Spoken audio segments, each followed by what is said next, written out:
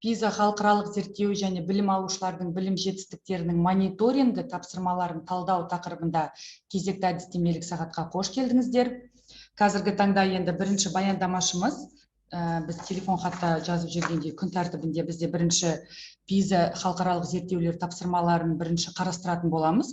Содан кейін барып білім алушылардың білім жетістіктерінің мониторингісіне көшеміз. Енді қазіргі таңда менде міне қолымда тізім бар.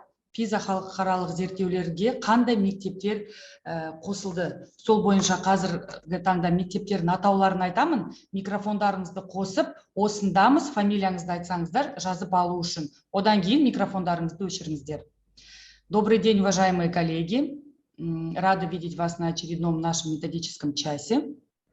На данный момент, как мы отправили вчера в телефонограмме, было указано повестка дня, кто будет первый у нас выступать и последующие наши методисты. Изначально у нас будут выступать наш методист нашего центра Асель Шаймардановна по анализам заданий ПИЗа.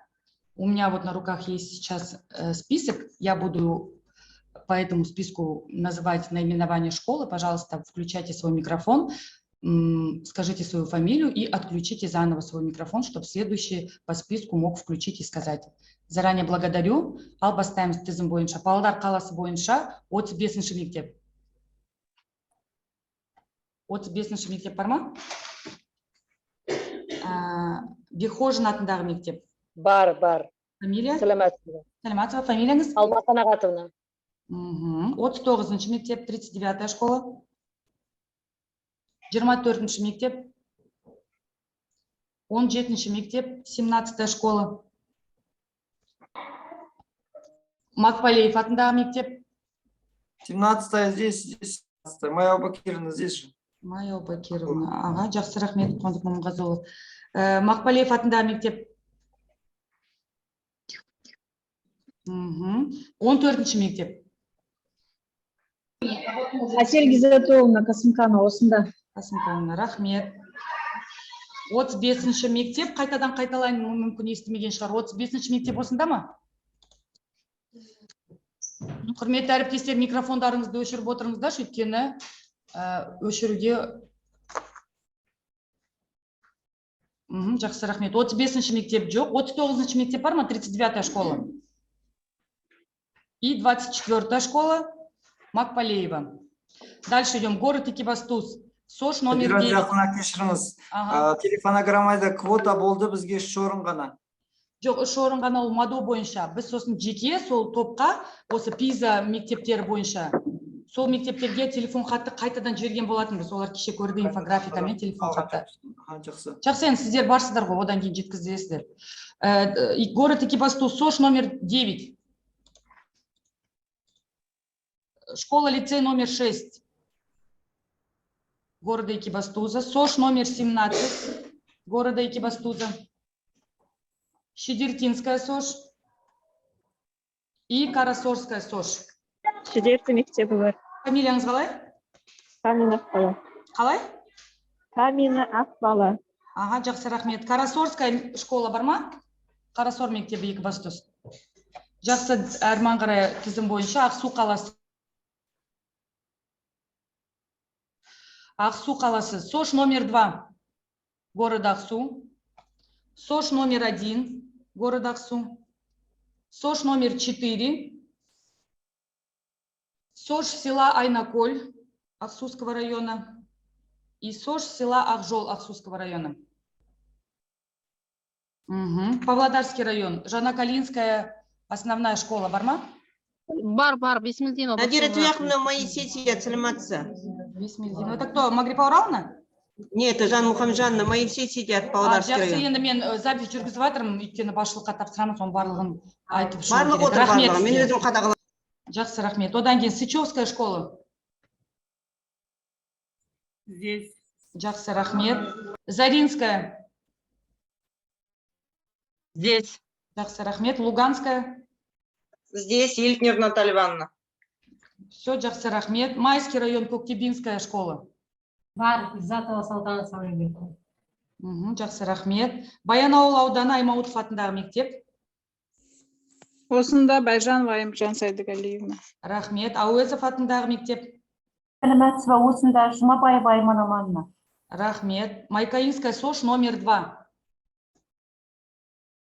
Баянауыл ауданы, Майкаинская СОШ номер 2. Успенский район, Вознесенская. Да, есть Швайко Татьяна Владимировна. Рахмет. Успенская СОШ номер 1.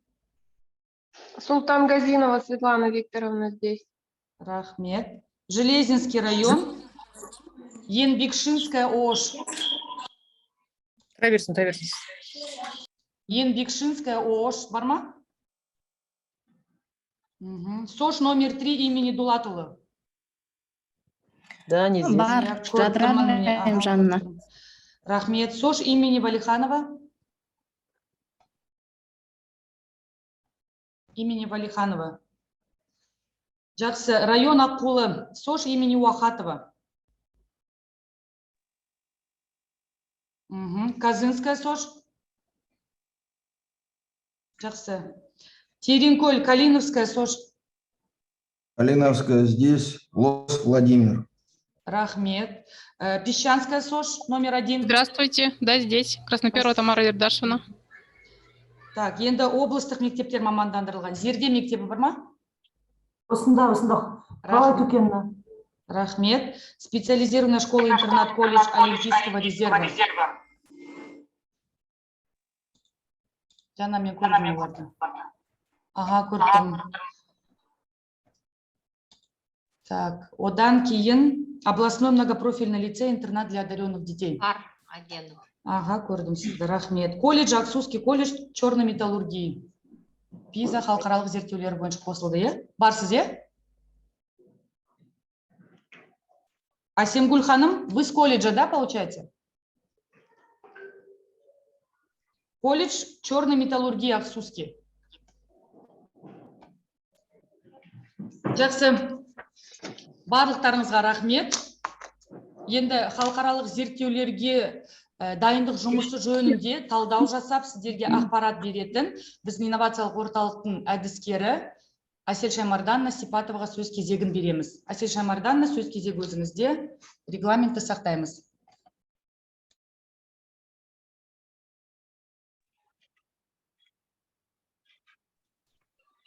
Саламатсыздар ма, құрметті әріптестер? Естіліп тұрмын, иә? Естіліп тұрмын ба? Я, естіліп тұрсыз. Қайырлы күн, әріптестер. Бізде облыс бойынша ББТС зерттеуіне немесе ПИЗа мектептерге арналған ПИЗаға 38 білім беру ұйымы іріктелді. Оның ішінде 3 мамандандырылған мектеп, 1 колледж және 34 орта мектеп. Зерттеуге 15-16 жас білім алушылар қатысады. Нақты айтсақ 15 жас 3 ай және 16 жас 2 ай толған білім алушылар. Дәстүрлі ПИЗа зерттеуінен айырмашылығы қандай? ББТС мақсаты ол оқушыларға білім деңгейінде сыртқы бағалауды жүргізуде. Яғни мектеп бойынша береді талдауды. Осы зерттеуге дайындалу барысында мақсатында бізде Google формада жіберілді тестілеу 4-5 қазан аралығында онлайн тестілеу өткізілді. Тестілеуге облыс бойынша бізде 1586 білім алушы қатысты. Қазақ тілінде 880 білім алушы, орыс тілінде 706. Осы презентацияда сіздер көріп отырсыңдар, әр аудан бойынша, мен мектеп бойынша жазған жоғым, бірінші презентацияда, мұнда барлығы аудан бойынша. Бірінші презентацияда. Және дарынды мектептер мен колледж өзі бөлек. Енді арқарай келетін болсақ, мұнда бізде барлығы мектеп тұсында, 38 мектептің қанша оқушы қатысты. Мектептер бөлісіндегі қатысушылар санына келсек, тестілеуге қатыспаған мектеп бар, ол Екібастұз қаласының 9-шы мектебі. Қатысу пайызы төмен мектептер бізде Павлодар қаласының 39-шы мектебі, Ақсу қаласының 2-ші орта мектебі, Ақсу қаласының Ақжол ауылының мектебі, орта мектебі, Аққұла ауданы Қазы орта мектебі, Успен ауданының 1-ші номер 1 Успен орта мектебі.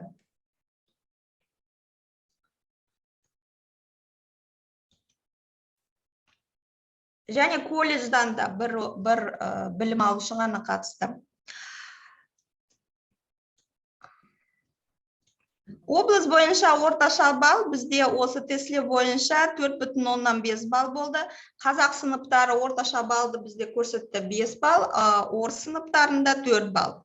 Ең төменгі нәтижені 35 білім алушы көрсетті, 15 мектептен шыққан білім алушылар. Осы презентацияда сіздер көріп тұрсыздар, мектептің атауы және неше оқушы бізде осы мектептен 0 баллды жинады.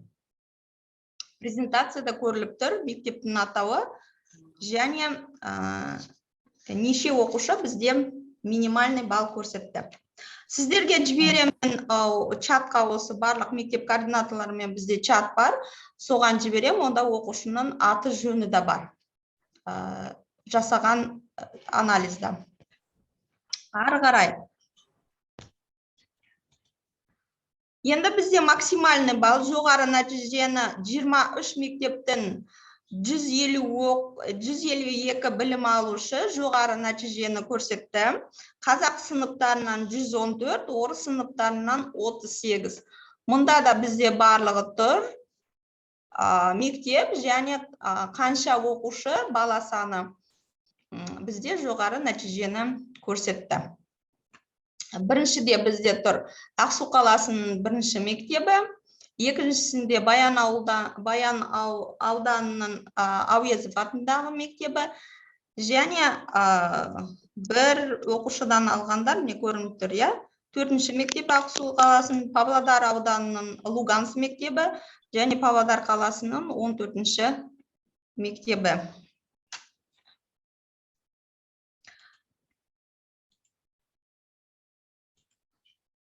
Бірден 3 балл аралығында көрсеткен білім алушылар саны осы тестілеу бойынша 616 білім алушы, оның ішінде қазақ сыныптарынан 298, орыс сыныптарынан 318. 4 пен 6 балл аралығында көрсеткен білім алушылар 490 балл алды. 7-9 балл аралығында көрсеткен білім алушылар саны 445 оқушы болды. Қазақ сыныптарынан 329, орыс сыныптарынан 116 оқушы. Тестілеу нәтижесі бойынша қазақ сыныптары арасында тиімді нәтижені, яғни жоғары жақсы нәтижені көрсетілген. Қазақ сыныптары бойынша бізде Зерде мамандандырылған мектебі, Ақсу қаласының бірінші мектебі, Баянауыл ауданының Әуезов атындағы орта мектебі және Павлодар қаласының 35-ші мектебі. Орыс сыныптары бойынша бізде Екібастұз қаласынан номер 6-шы мектеп лицейі, Павлодар ауданының Заря орта мектебі және Екібастұз қаласының Шидерті мектебі. Бізде жоғары нәтижені көрсеткен білім алушылар осы мектептерден шықты. Және осыны қорыта келгенде қандай ұсыныстар? Білім алушылармен өткізілген тест тапсырмалармен коррекциялық жұмыс жүргізу. Яғни мен чатқа жіберем қайтадан ссылканы, ол ашық болады. Мұғалімдарыңызға жеткізіп, осы тест тапсырмаларды коррекциялық жұмыс жүргізу үшін. Сосын екінші халықаралық зерттеуге дайындық жұмыстарын жандандыру. Бізге барлығымызға айтылды, мен де айттым, бізде әлі ББТС'ін өткізу уақыты белгіленген емес, бірақ біз 38 осы білім ұйымды білеміз. Әр сәрсенбі күні біз сіздерге жібереміз, сейсенбі күні біз жібереміз сіздерге тестілеуді, тест тапсырмаларын, ал сәрсенбі күні біз сіздерге жібереміз білім алушылардың мониторингіна тестілеуді. Сосын сіздерге әріптестер өтініш, кім осы ББТС-қа іріктелініп алынды 38 мектеп, олар МОДО тестілеуіне қатыспайды. Өйткені мен МОДОны өзім тексергенде болды, осы 35-ші мектеп қайтадан тестілеуді өтіпті. Менде болды, сұрақтарыңыз бар ма?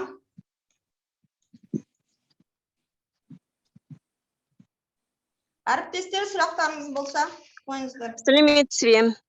9 мектеп Екібастұз қаласы. Сейсенбі күні сіз тест жібергенде біз сол сілтемемен кіріп тестті орындауымыз керекпіз, иә, міндетті? Иә, төртінші берілді уақыт 4-і және 5-і.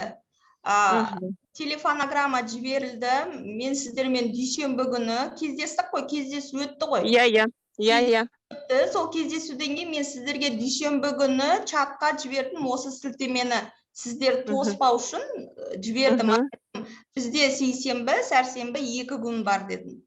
2 күн өтсе, содан кейін мен 5-і сағат 7-де жаптым ссылканы. 5-ші қазан күні. Түсінік. Енді келесі сейсенбі тағы күтеміз ссылканы. Иә, міндетті түрде өту керекпіз. Иә. Ал біз көре аламыз ба балалардың нәтижелерін? Балалардың нәтижелерін жіберілген, иә. Жарайды, түсінікті, рахмет. Сіздерге қазір осы неден кейін жіберем, анализді. Сонда көріліп тұр бәрі оқушының аты жөні. Енді мен мұнда оққан жоқпын, кім неше бала.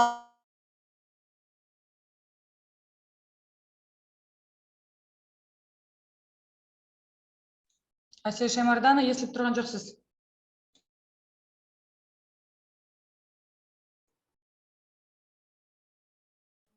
Естілмей кетті. Жақсы, Әсел Шаймардана, тағы қоятын сұрақтарыңыз бар болатын болса, осы чатқа жазыңыз, немесе тікелей телефонына хабарласуыңызға болады. Если у вас есть вопросы к Әсел Шаймардане по заданиям ПИЗа, то можете ей позвонить лично на сотовый телефон, либо на наш рабочий, либо прописать здесь в чате, она обязательно до конца методического часа ответит вам.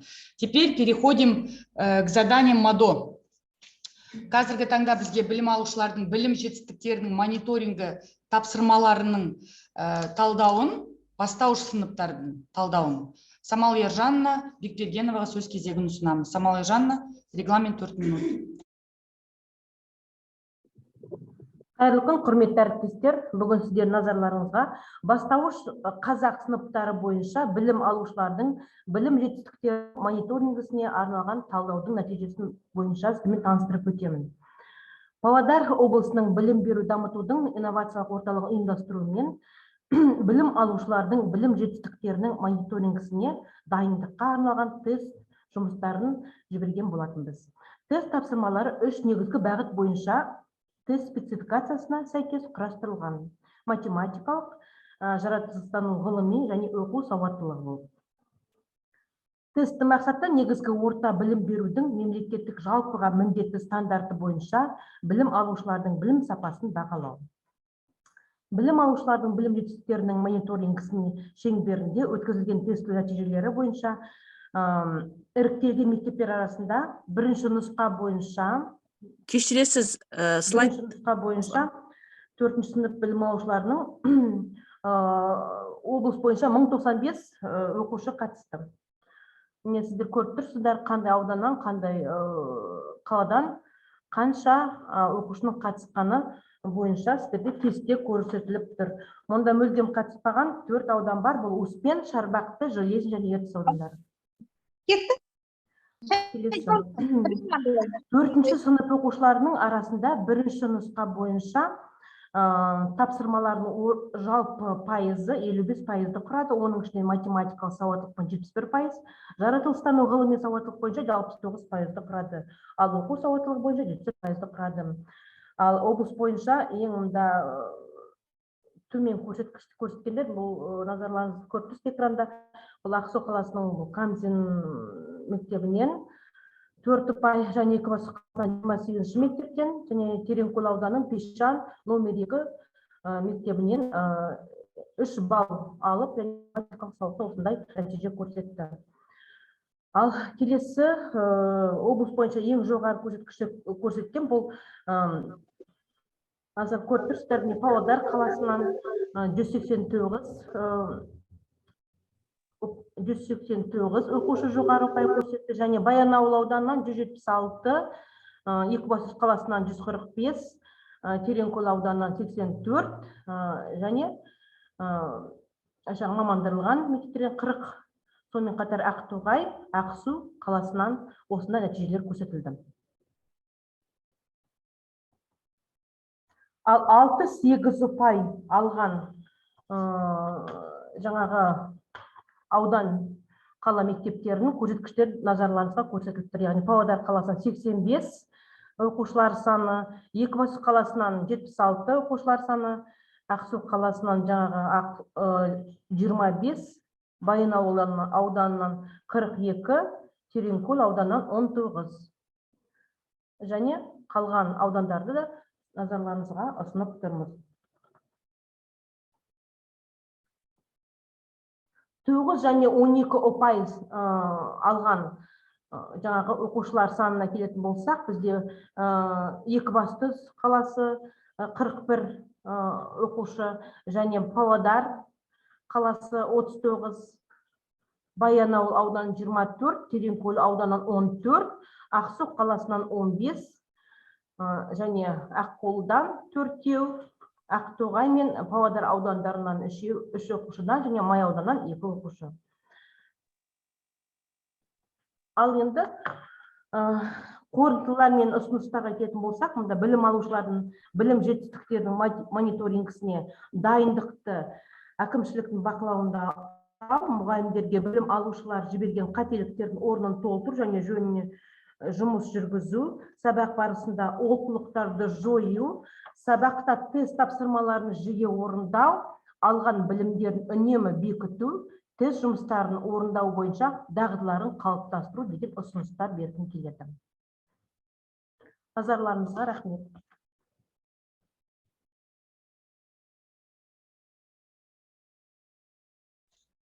Самал Ержановна, рахмет. Уважаемые коллеги, есть ли вопросы к Самал Ержановне? Сұрақтарыңыз жоқ болса, немесе чатқа жазуға болады. Міне жаңа чатта. Самал Ержановна, демонстрацияңызды өшіре беріңіз. Жаңа чатқа бізге әріптесіміз былай деп жазыпты. Әсел Шаймарданованың презентациясынан кейін. Сәлеметсіздер ме? Пиза бойынша өткенде тапсырма 9 ғана болды. Келесі аптада жаратылыстану сауаттылығы, оқу сауаттылығы, математикалық сауаттылық бойынша тапсырмалар толықтырылады ма? Өйткені 9 ұпай баланың білім деңгейін көрсете алмайды деп ойлаймын. Әсел Шаймардановна, жауабыңызды айтсаңыз. Надира Яховна, рахмет. Мен чатқа да жаздым, тағы да әріптестер. Біз неге нені алдық? Сұрақты. Яғни 3 сұрақтан болды: математика сауаттылық, жаратылыстану және оқу сауаттылығы. Бірінші болғандықтан тестілеу, сондықтан біз алдық 9 ұпай. Ендігі неде біз солай толықтырып отырамыз. 12, сосын 15, 20 солай жасаймыз. Балаларға да Google дискпен жасау қиын болады, сондықтан біз солай шештік. Тағы да айтатын нем, егер сіздерге тапсырмалар керек болса, мен чатқа жіберемін. Сізде барлық сборниктарды тапсырмаларды, және сіздер интернетте неде ЯЦ ақпараттық аналитикалық орталығының сайтында сіздер ала аласыздар осы ББТС-ға дайындалу тесттерін. Сіздің номеріңізді қалай алсақ сізбен хабарласуға? Кешіресіз. Мен чатта бармын ғой. Сіз біздің чатта отырсыз ба? Жақсы, рахмет. Әсел Шаймардановна, рахмет. Сұрағына жауап алды деген ойдамын әріптесіміздің. Енді тағы чатқа былай жазыпты әріптесіміз: модоға қатыспайтын мектептер шыға беруге болады ма деп. Қазіргі таңда модоға білім алушылардың білім жетістігінің мониторингісі кім тапсырады, кім тапсырмайды деген тізім әлі біздің қолымызда жоқ. Өйткені осы мектеп қайдан білесіздер? Сіздер сол қатарға кіресіздер ме, кірмейсіздер ме? Сол себепті рұқсатнама бойынша сіздер бар болсаңыздар, міндетті түрде біздің әдістемелік сағатымызды тыңдау керексіздер. Рахмет. Тапсырмалар керек еді дейді. Оны енді чатта өздеріңіз жұмыс чаттарыңызда талқылай жатасыздар. Енді келесі сөз кезегін біздің инновациялық орталықтың әдіскері Балжан Магояна Султановаға сөз кезегін беремін. Балжан Магояна, сөз кезегі өзіңізде. Регламент 4 минут. Қайырлы күн, құрметті әріптестер. Қазір 1 минут.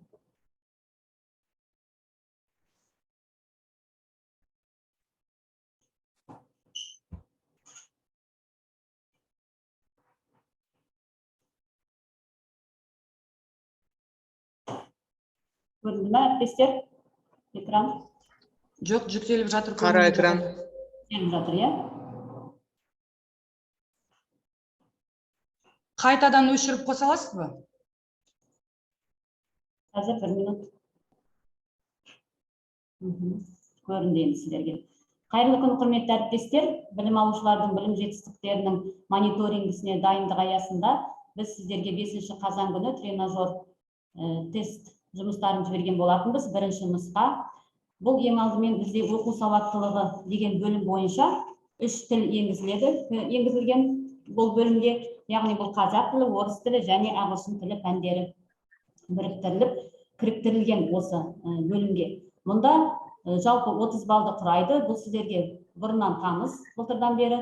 Яғни әр пән бойынша, әр тіл пәні бойынша 10-10-нан барлығы 30 сұрақты қамтиды. Яғни білім алушымыз 30 балды алып шығуы тиіс, міндетті деңгейі.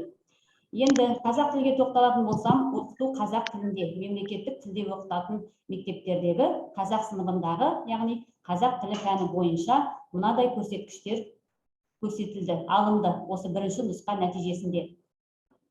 5 қазан күні жіберілген бірінші нұсқа бойынша сол күні ғана күннің соңына дейін, яғни бір күн бұрын сіздерге телефон хат жіберілді, күні сіздер кешкі сағат 18:00-ге дейін осы тренажердан өтіп, білім алушыларымыз тест тапсырмаларына болды. Сондағы алынған мынадай сандық көрсеткіштер.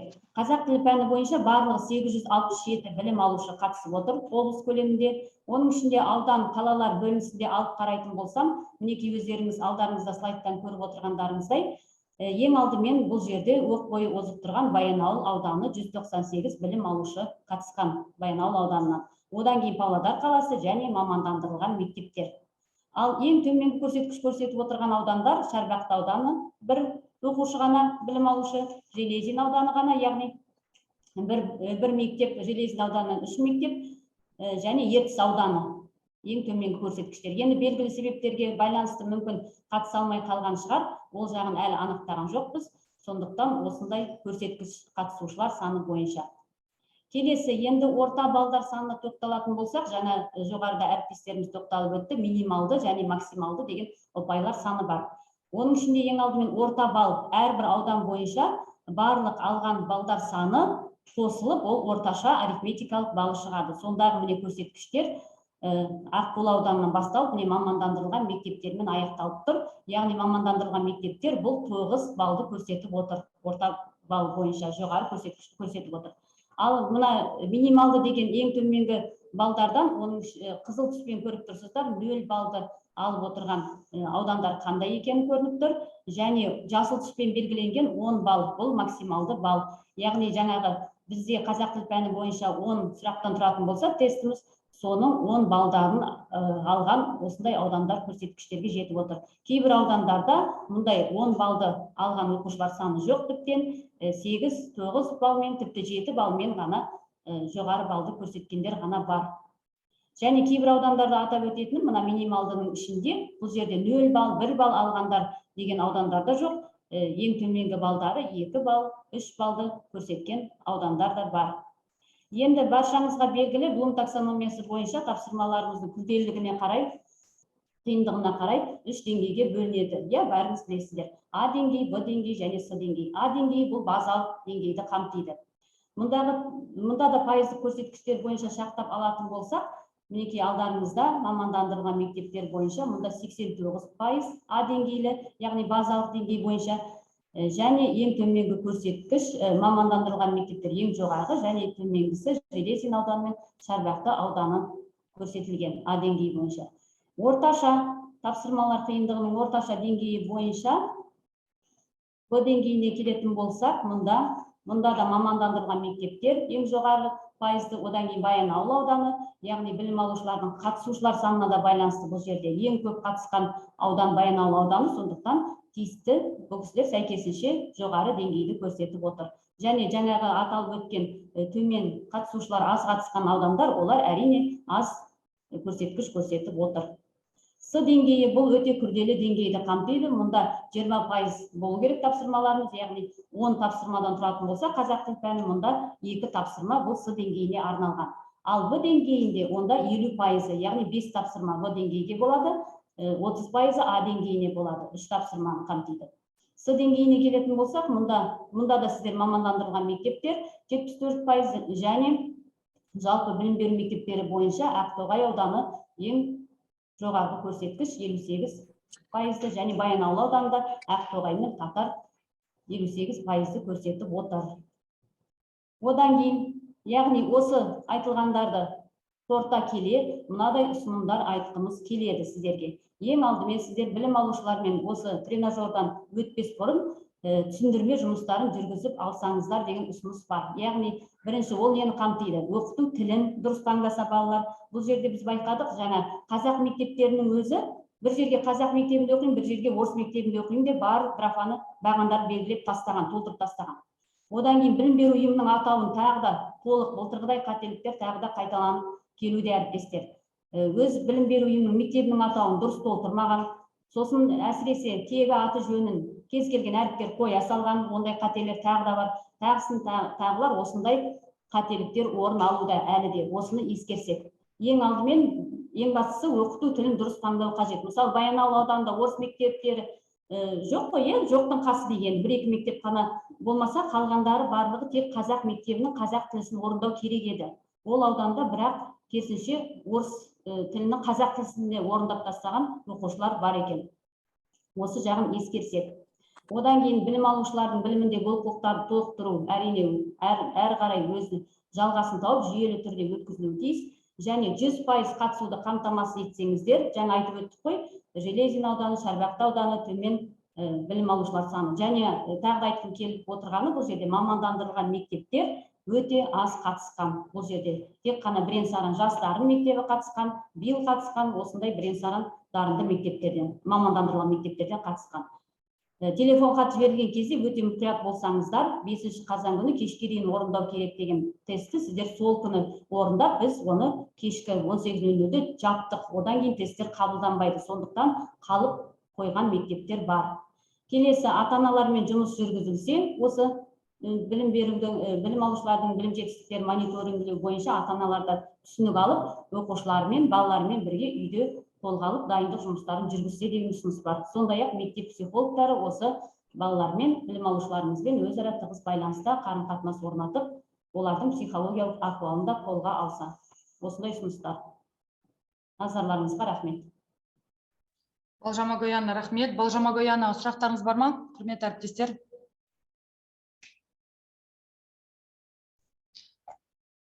Жақсы, ендеше келесі сөз кезегін инновациялық орталықтың әдіскері Сымбат Халимолайнаға сөз кезегін ұсынамыз. Сымбат Халимолайна, сөз кезегі өзіңізде. Сәлеметсіздер ме, құрметті әріптестер. Бүгін оқу сауаттылығы бағыты бойынша білім алушылардың білім жетістіктерінің облыстық мониторингі талдау тренажер нәтижесінің Т2 бойынша талдау көрсетілуде. Білім берудің дамыту инновациялық орталығының жоспарына сәйкес 5 қазан күні онлайн тест өткізілді. Жалпы облыс бойынша 434 білім алушы қатысты. Қатысудың ең жоғары пайызын Павлодар қаласы, Тереңкөл, Баянауыл, Май ауданы мамандырылған мектептер көрсетті. Және міне алдарыңызда ұсынылған слайдта көріп тұрсыздар. Ең төмен көрсеткіш көрсетіп тұрған бұл Ертіс, Шарбақты, Павлодар ауданы.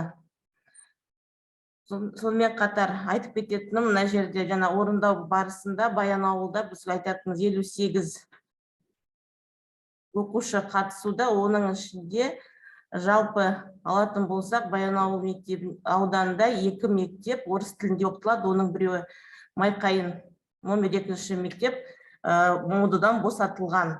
Сонда Баянауылда 13 оқушы ғана қатысу керек, бірақ бұл жерде оқушылар тіл таңдау барысында, пәнді таңдау барысында шатастырған. Сондықтан бұл жерде 58 қатысушы ретінде көрсетіліп тұр.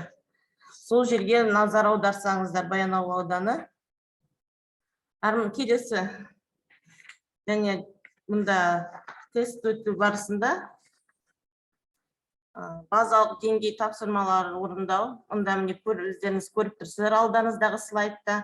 Ең жоғары пайызды бұл мамандырылған мектеп, одан кейін Екібастұз, Шарбақты ауданы. Ең төменгі көрсеткіште мұнда Ертіс ауданы, Успенка. Осы аудандар. Содан кейін келесі орташа Б деңгейінде тапсырмалар Ең жоғарғы көрсеткіш бұл мамандырылған мектептер. Келесі тест слайд. Надия Трекқызы. Және жоғарғы деңгейдегі тапсырмалардың орындалуының пайызы көрсетіліп тұр. Алдарыңызда барлық слайдта ұсынылған. Келесі слайд. Орта деңгейлік тапсырмалардың орындалуы назарларыңызда. Келесі, мұнда облыс бойынша білім алушылардың орташа балы. Яғни өздеріңіз алдыңызда көрініп тұр, максималды және минималдық бал. Бізде қазақ тілінде ең жоғарғы 10 ұпайды құратын болса, бұл жерде Баянауыл ауданы, Екібастұз, Май ауданы, Павлодар қаласы, Тереңкөл ауданы мамандырылған мектептер 10 ұпайды жинаған, және минималдық бұл 0 дегенді бар. Алдарыңызда көрініп тұр слайдта. Орташа бал ең жоғарғы бұл 9. Сондықтан соған осы олқылықтарға көңіл бөлгендеріңізді сұраймыз. Және тағы да айтып кететін, осы талдау барысында біздің оқушылардың мектеп атаулары, аты жөні дұрыс жазылмаған. Енді ұсынысымыз бұл ата-аналар мен педагогтер арасында жұмыс жасау, білім алушылардың олқылықтарды толтыру, білім алушылардың мониторингке дайындау жұмыстарын жандандыру. Рахмет.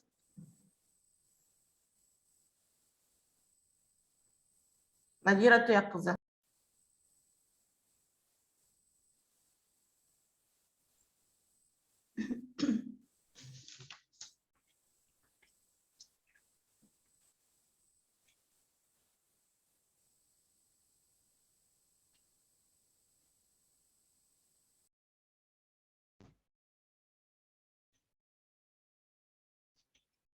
Предоставляю на весь экран.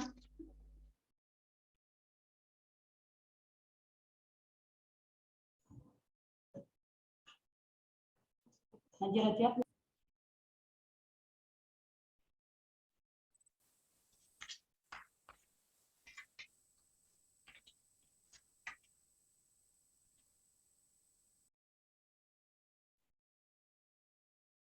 Надира Тұяқовна, мы вас не слышим.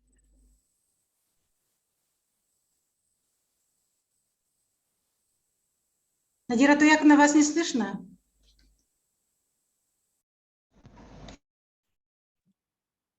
Теперь слышно меня? Да, сейчас слышно. Кешірім өтінем техникалық ақаулықтар. Нагима Спиловна, сөз кезегі өзіңізде. Қайырлы күн, құрметті әріптестер. Добрый день, уважаемые коллеги. Это наша первая встреча в онлайн-режиме. Я пожелаю всем успешного учебного года и новых свершений, и новых побед вместе с вашими обучающимися. Согласно плану Инновационного центра развития образования, 4-5 октября в организациях образования Павлодарской области был проведен мониторинг образовательных достижений обучающихся. Цель – оценка качества знаний обучающихся на соответствие государственному общеобразовательному стандарту основного среднего образования.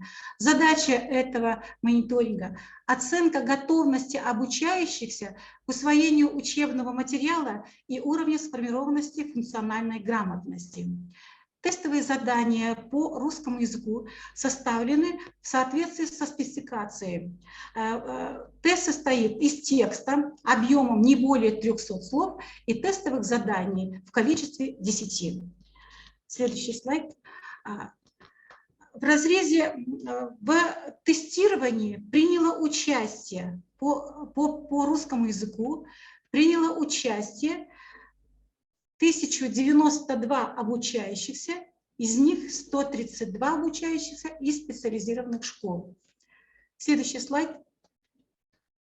Нужно сказать, что из специализированных школ приняли участие в тестировании только школы Жаздарын, специализированная школа Жаздарын, лицей-интернат «Блим инновации для одаренных девочек» и гимназия города Аксу. Слайд, пожалуйста. Извините, пожалуйста, коллеги, сейчас слайд техническое. Провисла сейчас минутку. Средний балл по выполнению тренажера, общий средний балл выполнения тренажера составил 7 баллов. Это областной показатель. Нужно сказать, областные специализированные школы показали средний балл 8,6 балла. Жаздарын средний балл у них составил 9,4 балла.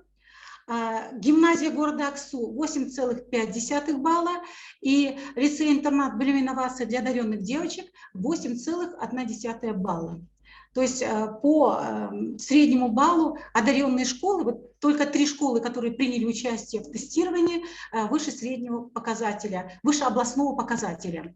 Из районов и городов 3 города показали: Аксу 6,2, город Павлодар 6,6, город Экибастуз 6,3. Самый низкий показатель, средний балл показатель, это у нас Щербактинский район 3,3, далее Иртышский район 4,2, Железинский и Павлодарский район 4,6, то есть ниже областного показателя.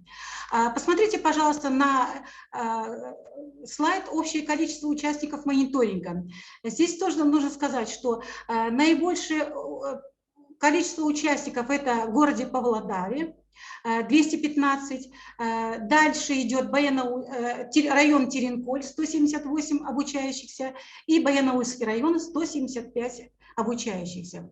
Самый низкий результат участия – это Щербактинский район, 6 обучающихся, Железинский и Иртышский район по 10 обучающихся, Павлодарский район 14, далее Ахтогайский 15. То есть вот такое количество участников в первом тестировании принимали участие.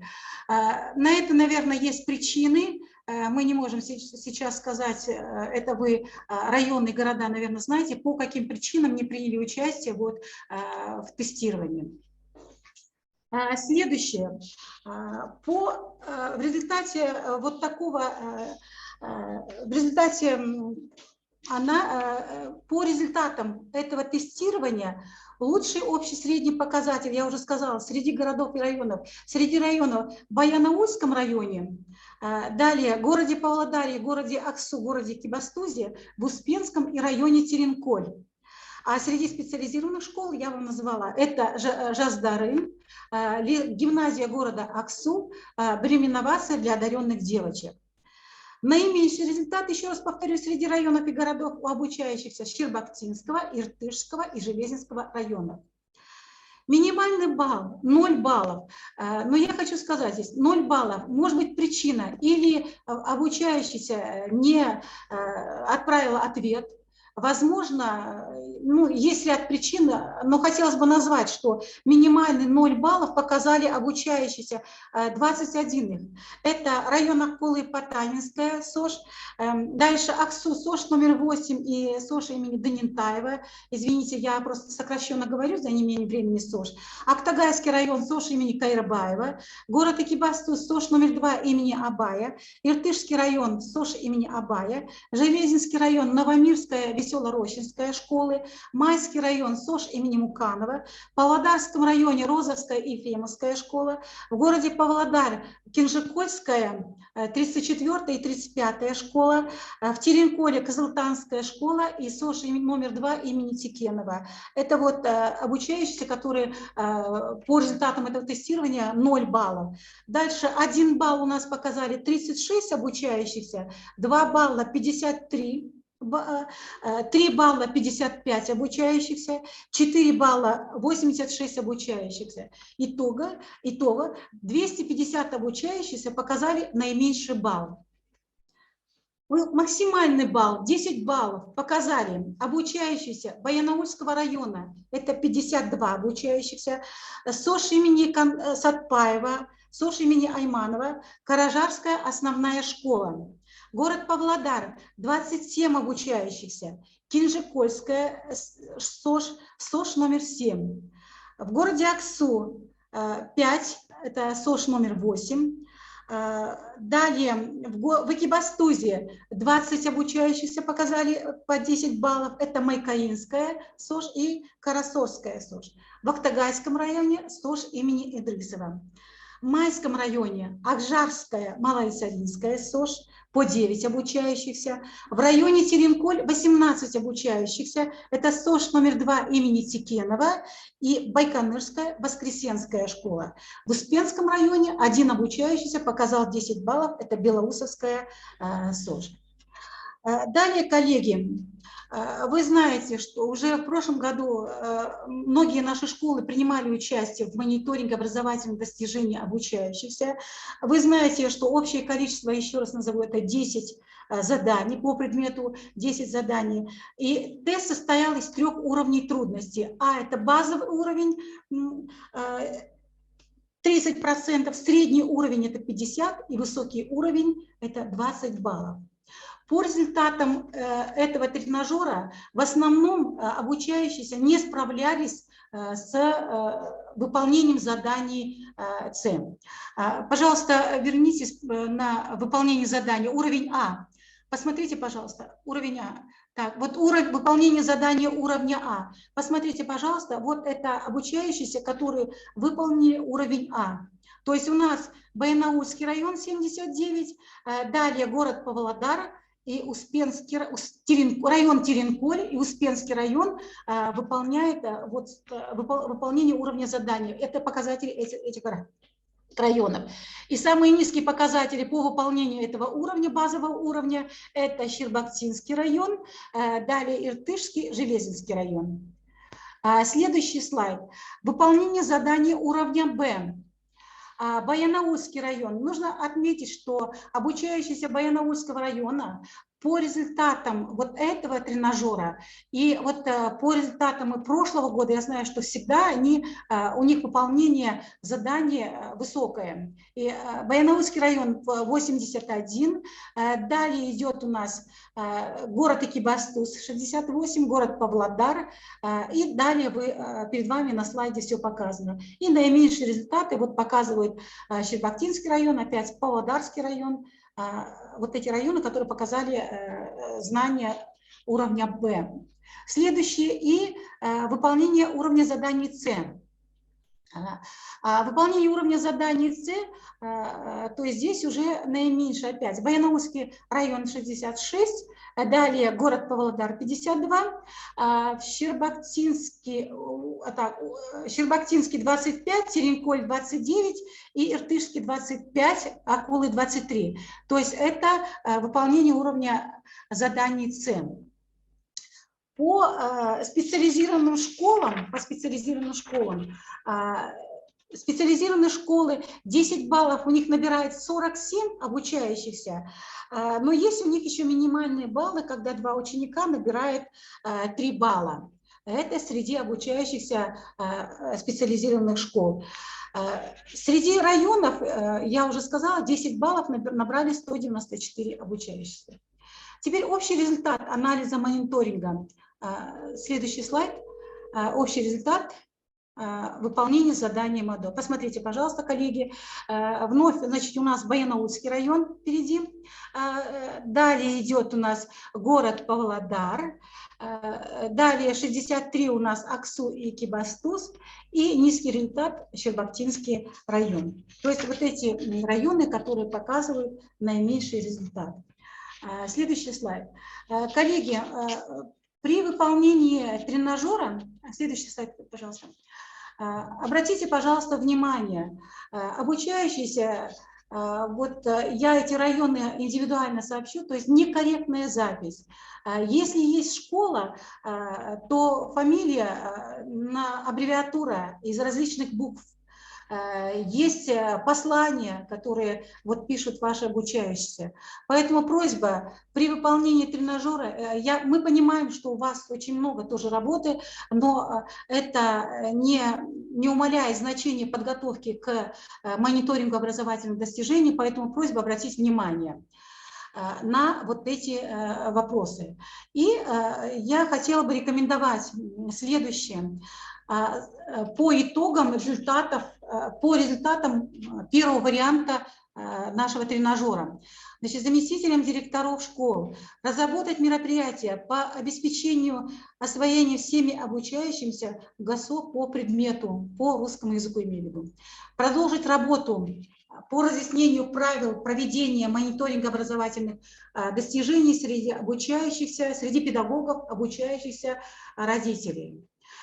Для учителей русского языка и литературы организовать качественную работу по подготовке к мониторингу образовательных достижений, проводить комплексный анализ текста, использовать текстовый материал для выполнения тренировочных упражнений по языку и совершенствования языковых умений. Нужно сказать, что по русскому языку, не по русскому языку и литературе, и в программе, и в подготовке к МАДО, и в подготовке к итоговой аттестации у нас идет работа с текстом. Поэтому это не ново для наших учителей, они работают, но нужно активизировать эту работу. Всем спасибо. Если есть вопросы, я выслушаю вас. Надира Туяковна, у меня все. Ага, Надима Спиловна, үлкен рахмет сізге. Есть ли вопросы к Надиме Спиловне? Если нет, то продолжаем. Следующее слово предоставляем английский язык, предмету английский язык, Совет Нургуль Ерденовне. Добрый день, уважаемые коллеги. Мною будет представлен краткий анализ результатов тренажера по мониторингу образовательных достижений обучающихся 9 класса по направлению грамотность чтения.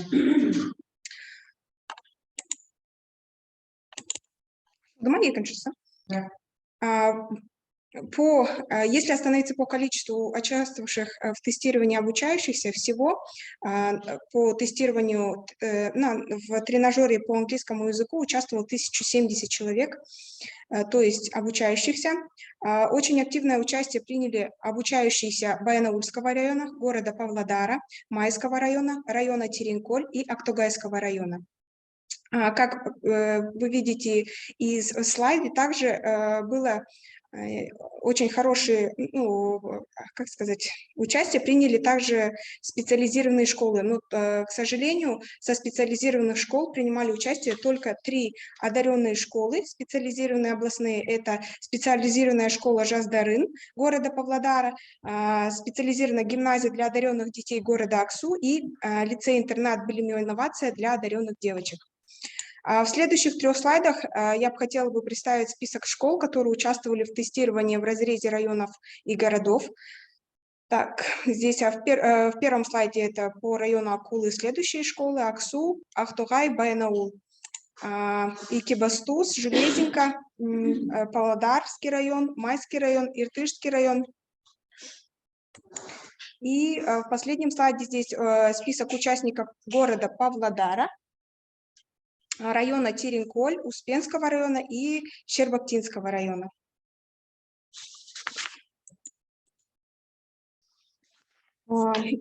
Среди обучающихся 9 класса общий процент выполнения заданий по направлению грамотность чтения по английскому языку областной показатель составил 48%, это менее 50%. Если остановиться по выполнению заданий в разрезе уровня сложности, по базовому уровню сложности высокие показатели по области показали следующие районы.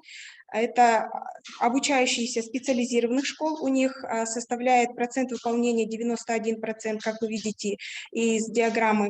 Баянаульского района это составило у них 80%. Города Аксу и города Павлодара процент выполнения составил 70%.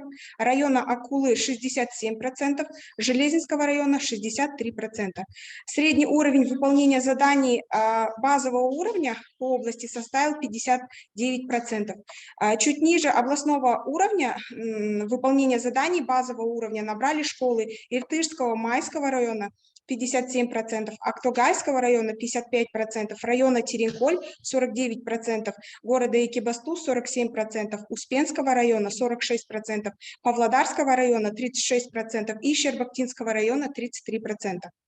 Высокие показатели по области по выполнению заданий среднего уровня сложности набрали обучающиеся Павлодарского района, что составило 45%, Иртышского района, что составило 43%, Железинского района 38%, Баянаульского района 35%. Средний уровень выполнения заданий по области, то есть данного уровня сложности, среднего уровня сложности, составил 34%, чуть ниже областного уровня выполнения заданий среднего уровня сложности набрали следующие: город Аксу и Майский район 33%, Щербактинский также 33%, города Павлодара и Успенского района 31%, специализированных школ 30% и Актугайского района 25%, города Экибастуз 21% и района Акулы 20%. Показатели по выполнению заданий высокого уровня сложности составил у Баянаульского района 12%, Майского района 11%, Павлодарского района 9% и Успенского района 8%. Города Экибастуз 3%, города Аксу, города Павлодар и Актугайского района 2% и района Теренколь 1%. У остальных регионов, то есть это районов Иртышский, Железинский, Щербактинский, а район Акулы и специализированных школ, которые участвовали, составил 0%. Ну, как видите по слайду. Так, наивысший средний балл у обучающихся школ по области это у обучающихся Баянаульского района и специализированных школ. Средний балл их составляет 5 баллов. А города Павлодара 4,5 баллов, Майского района 4,3 балла и города Аксу 4 балла. Это средний балл обучающихся. Если остановиться по максимальному и минимальному баллу, самый максимальный балл смогли, то есть 10 баллов, максимальный балл, да, показали обучающихся школ Баянаульского района, Майского района и района Теренколь. У обучающихся специализированных школ максимальный балл составил 8 баллов. Данные по каждому району представлены в таблице. И также хотелось бы ответить, что есть также обучающиеся, которые набрали минимальный балл, это 0 баллов. Ну, тут по таблице уже как бы по списку видно, какие районы набрали 0 баллов. Оглашать не буду. Подводя итоги, хотелось бы зачитать, ну, как бы сказать выводы и рекомендации касательно тестирования. Хотелось бы, чтобы усилить работу по мониторингу образовательных достижений обучающихся по направлению грамотность чтения, то есть английский язык, так как, ну, результат первого тестирования по первому варианту составил менее 50%, это по области, то есть обучающиеся выполнили задания по английскому языку на 48%. Также хотелось бы, чтобы также педагоги провели работу по восполнению пробелов, допущенных обучающимися ошибками при выполнении тестовых заданий. И также, чтобы было обеспечено максимальное участие всех организаций образования городов и районов в выполнении направленных заданий МОДО для обучающихся. И также хотелось бы отметить, чтобы взяли под контроль корректное заполнение данных обучающимися, так как, вот, допустим, по английскому языку около 4% обучающихся заполнили некорректные данные при вводе фамилии, имя, отчества обучающегося, то есть это набор цифр, либо же набор букв. Спасибо за внимание. Если есть вопросы, пожалуйста.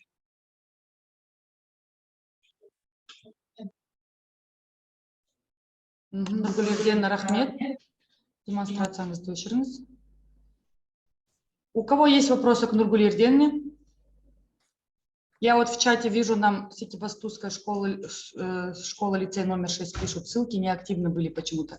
Почему вы это только в данный момент пишете? Когда вы увидели только что то, что у вас ссылки не активны, вы сразу должны были выйти на методиста, который у вас в городском отделе образования отвечает за ПИЗу и МОДО, либо позвонить к нам. Мы бы сразу дали вам обратную связь. Сейчас это уже не актуально писать. Так, следующее слово предоставляем предмет математики, методист нашего центра Асель Шаймардан Насипатова. Сөз кезегі өзіңізде.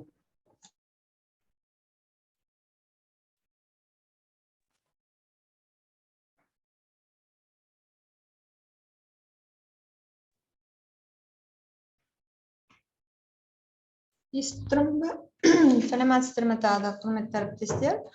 Математикалық сауаттылық Математикалық сауаттылық бойынша бізде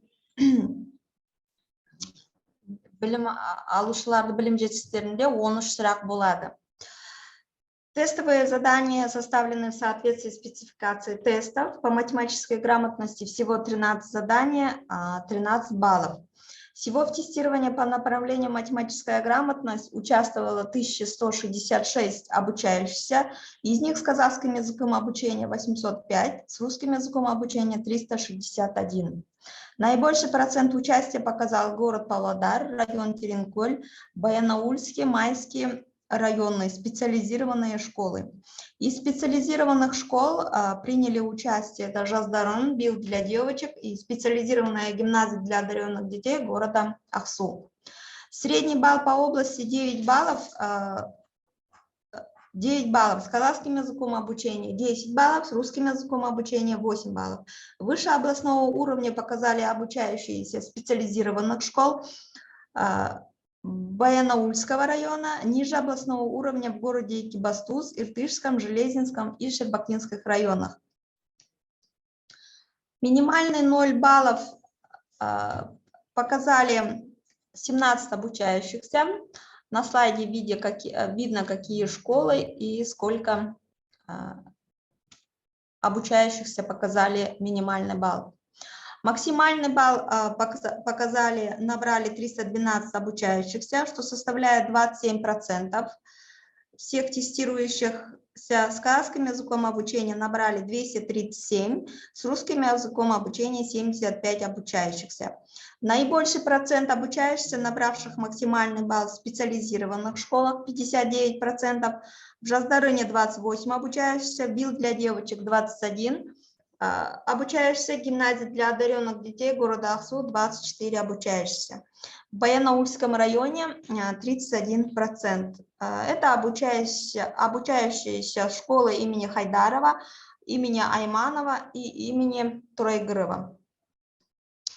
По результатам тестирования 210 обучающихся показали критический уровень знания.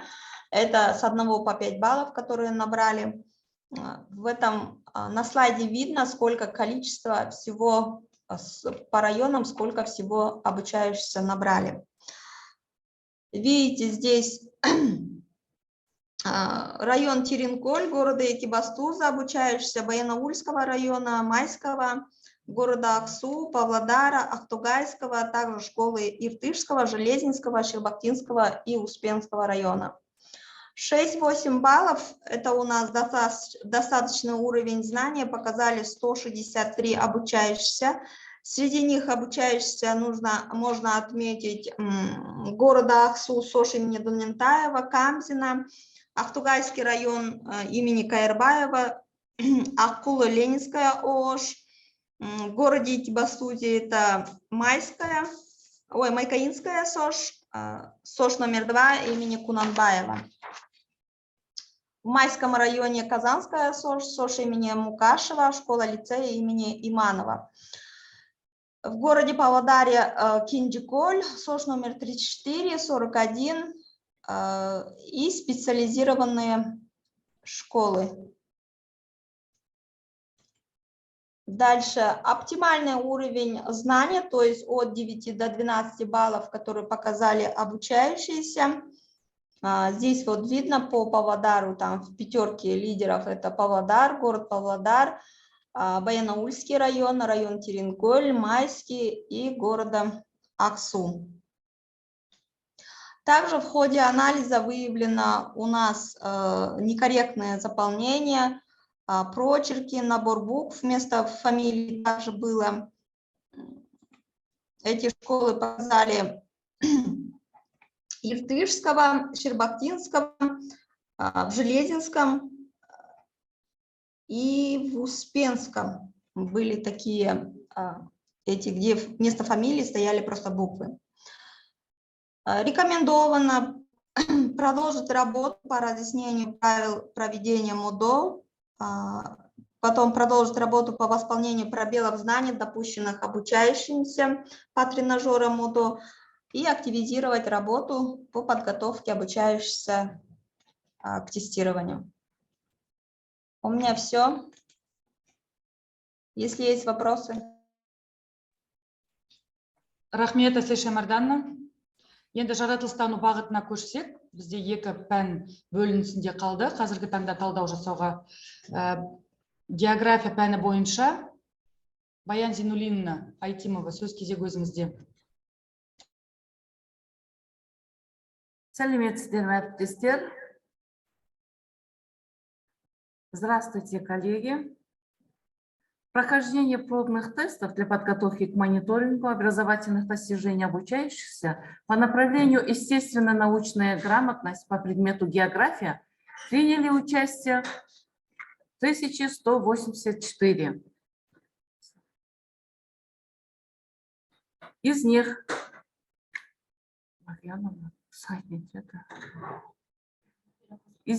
809 на казахском языке, 375 на русском языке.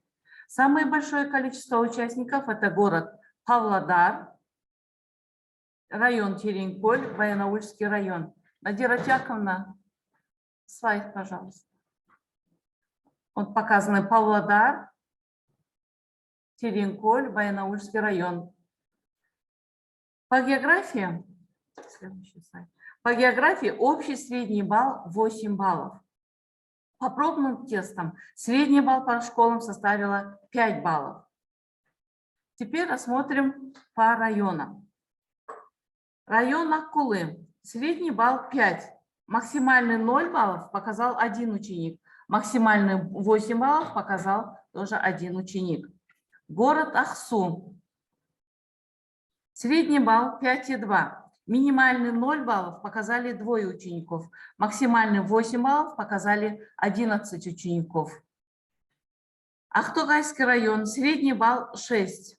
Минимальный 0 баллов один ученик показал. Максимальный 8 баллов показали 18 учеников.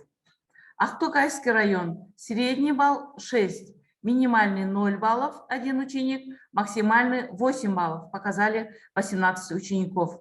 Баянаульский район. Средний балл 7. Минимальный 1 балл двое учеников. Максимальный 8 баллов показали 57 учеников.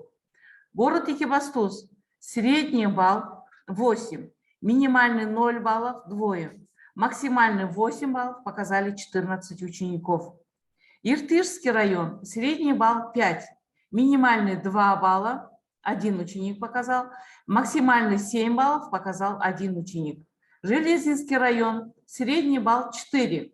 Минимальный 2 балла. Один ученик. Максимальный 7 баллов показал один ученик. Майский район. Средний балл 6. Минимальный 1 балл. Один ученик показал. Максимальный 8 баллов показало 14 учеников. Павлодарский район. Средний балл 2,4. Минимальный 1 балл. Трое учеников показало. Максимальный 8 баллов показал один ученик. Город Павлодар. Средний балл 6.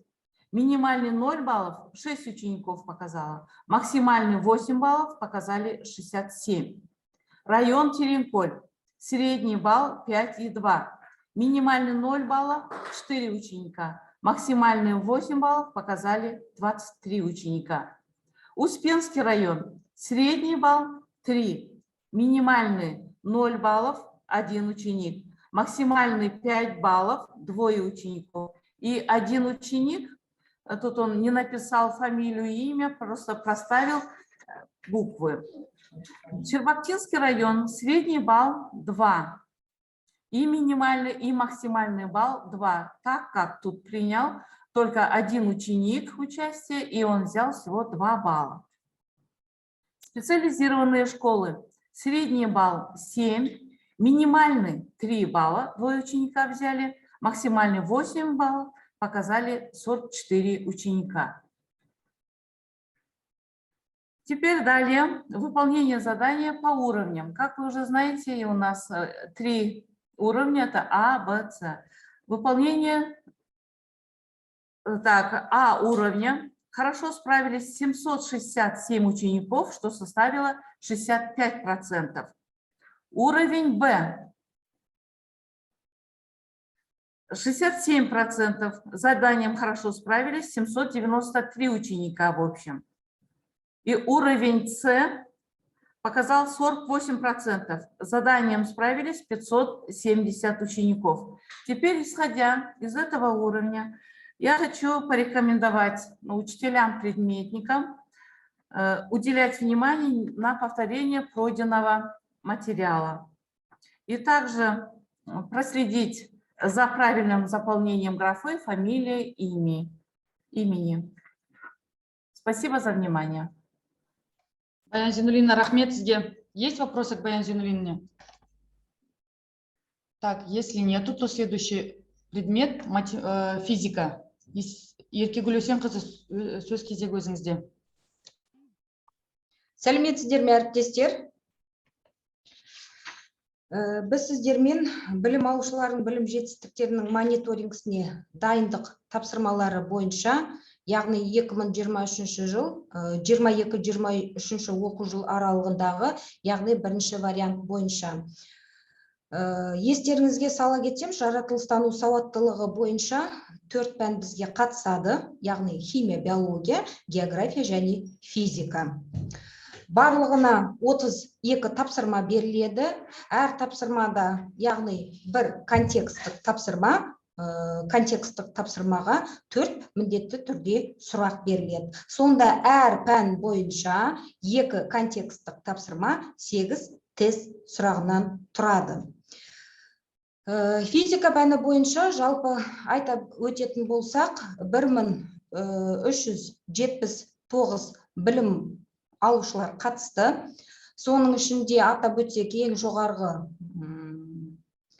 қатысушылар саны, яғни Павлодар қаласы, Тереңкөл, Баянауыл өздеріңіз көріп отырсыздар. Және де ең аз қатысушылар бізде Железин ауданы, Шарбақты ауданы, Ертіс, Успенка. Железин ауданы бойынша номер 1, номер 3 Захаров Есқара мектебі қатысып отыр. Шарбақты ауданы бойынша Орловка, Сосновка, Шалдай мектебі қатысып отыр. Және Ертіс ауданы бойынша Қарақұдық, Аманкелді, Қосағаш, Сілеті. Және Успен ауданы бойынша номер 3 жалпы негізгі мектеп Ольген мектебі және Табалжан мектебі, яғни жаңағы мониторингімізға қатысып отыр. Келесі, аудан қала бойынша және мамандандырылған мектептер бойынша, яғни өздеріңіз көріп отырсыздар, орташа ұпай сандары, яғни ең көп берілген максималды балл өзі 8, 8-дің 6-да 2% мамандандырылған мектеп. Бұл жерде айта кететін жайт, әріптестер, мамандандырылған мектептерден бізде жаздарын Ақсу гимназиясы және Билл инновация қыз балаларға арналған қатысты. Басқа мамандандырылған мектептерден ешкім қатыспады.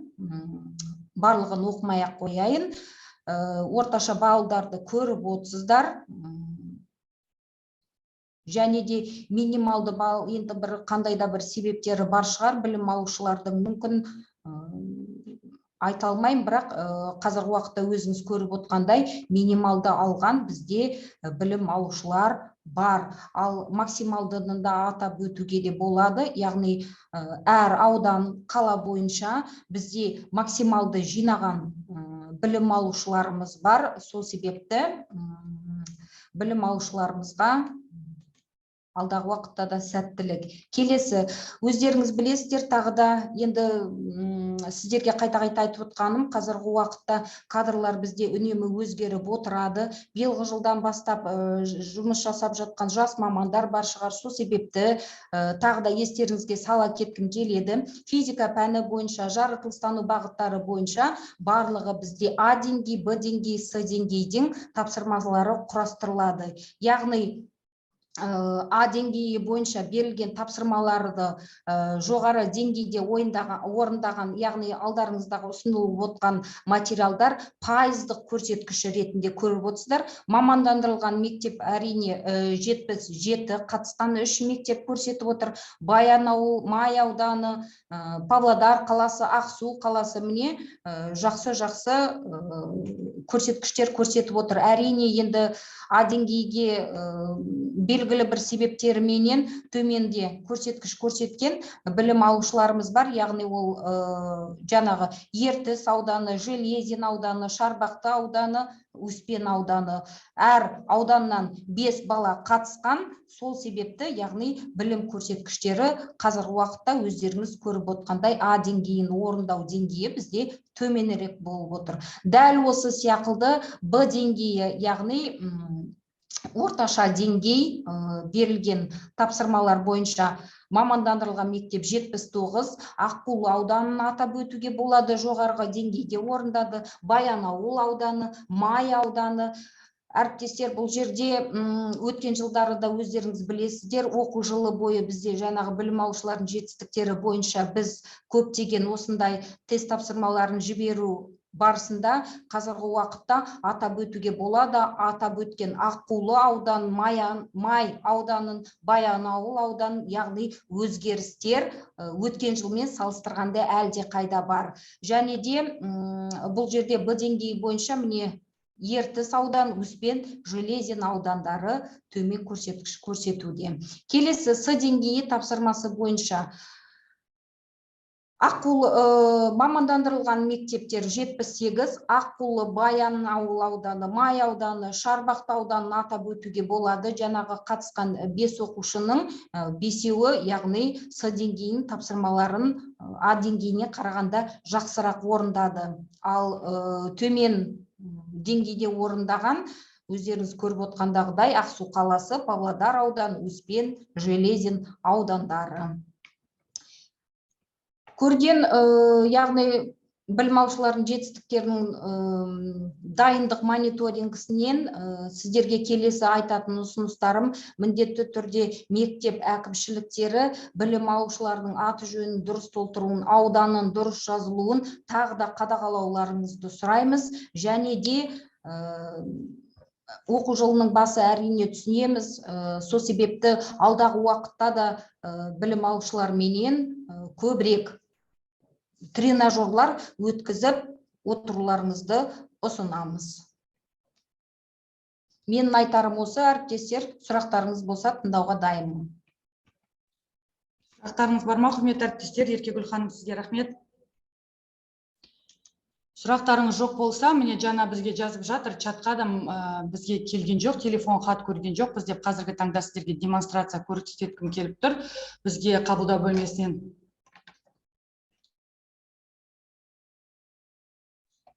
қабылдау бөлмесінен хатшы скрин жасап берді, қашан жіберілген болатын. Қазіргі таңда демонстрация. Міне бізде 4 қазан күні түстен кейін жіберілген болатын хат, 354 телефон хат. Одан кейін Нұргүл Ердені біздің әдіскеріміз оны қайтадан 5 қазан күні 9:38-де әдістемелік кабинеттің меңгерушілері отыратын, одан кейін дарынды мектептер бойынша оқусы жөніндегі орынбасарлары отыратын жұмыс чаттарына қайтадан салған болатын. Сол себепті қазіргі таңда бізде жазып жатқан қабылдау бөлмесінде біз көрмей жатырмыз, электрондық поштамызда жоқ деген әріптестеріме айтамын. Енді келесі кезекте бағанадан бері айтып жатыр ғой, біздің әдіскерлеріміз, әріптестеріміз дұрыстап қарау керек, дұрыстап бақылауда ұстау керек. Енді бұл бірінші жұма болғандықтан енді көз жұмарлық қарайтындай боламыз. Келесі жұмадан бастап, мысалы, сейсенбі күні телефон хат жіберілсе, яғни сәрсенбі күні 9-дан кешкі 17:30-ға дейін телефон хатта көрсетілгендей сол ссылкалар белсенді болады. 17:30-да немесе 17:45-те ол жабылса, яғни бейсенбі жұма сайын сіздер оның барлығын жасап, біздің әдіскерлер выгрузка жасап, соған анализ жасайды. Енді сұрақтарыңыз тағы бар ма, құрметті әріптестер? Надира Яковлевна, мен мұнда жауап берейін, чатқа сұрақ қойыпты. Әріптестер, Google формасындағы, яғни физика тапсырмасы бойынша бірінші, екінші тізбекте берілген сурет дұрыс көрінбеді дейді. Әріптестер, бізде өткен жылдан бастап бұл, яғни өзін іске асыруда, сол себепті сізден өтінішіміз жаңағы компьютеріңізді не болмаса білім алушыңыз телефон арқылы кірсе, жаңағы JPEG форматында сақталынған бұл суреттер, соны қарауларыңызды сұраймыз. Өйткені сізден басқа бізге ешкім жазбады. 1379 білім алушы бізде өзін дайындық тестілеуінен өтті, бірақ та бізде оқылбады деген сұрақ болмады. Сол себепті әріптес өзіңізден де қарауларыңызды сұраймын, бірақ та алдағы бұл баяндыңызды қандай форматта сақтауға болады, ескеретін боламын. Жақсы, рахмет. Жауап алды деген ойдамын. Тағы сұрақтарыңыз бар ма? Коллеги, еще есть вопросы? Если нет вопросов, то мы данные презентации и анализы, которые сегодня предоставили вам на методчасе, все эти выгрузки отправим в течение 15 минут по всем районам и городам для методкабинета. Дальше уже по школам будут отправлять ваши методисты. Жақсы, рахмет, сау болыңыздар. Сау болыңыздар.